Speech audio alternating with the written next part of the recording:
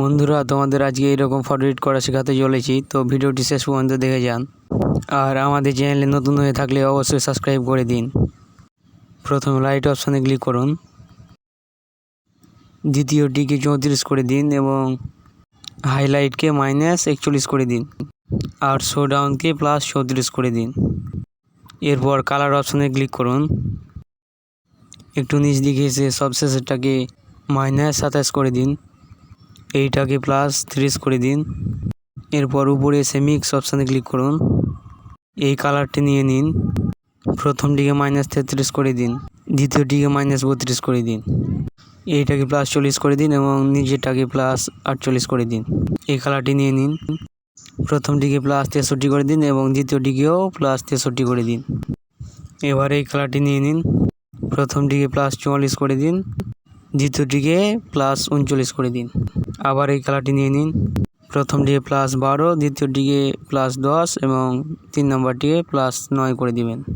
এবার এই কালারটি নিয়ে নিন, প্রথমটিকে 28 রাখবেন এবং দ্বিতীয়টিকে +26। এরপর ডান করে দিবেন, ইফেক্ট অপশানে ক্লিক করবেন,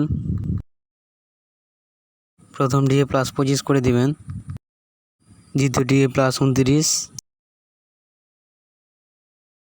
তার নিচেরটিকে +21 করে দিবেন, এইটাকে -18 করে দিবেন।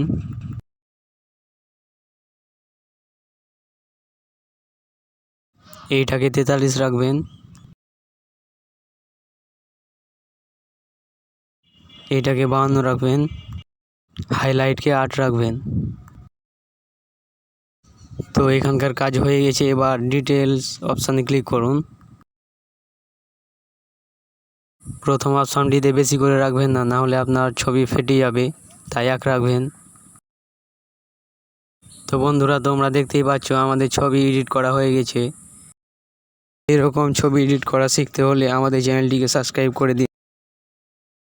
তো ছবিটিকে গ্যালারিতে সেভ করার জন্য 3 ডটে ক্লিক করবেন এবং প্রথম অপশানটিতে ক্লিক করে দিবেন, তাহলে এই ছবিটি সেভ হয়ে যাবে। তো ভিডিওটি ভালো লাগলে অবশ্যই একটা লাইক করে দিবেন।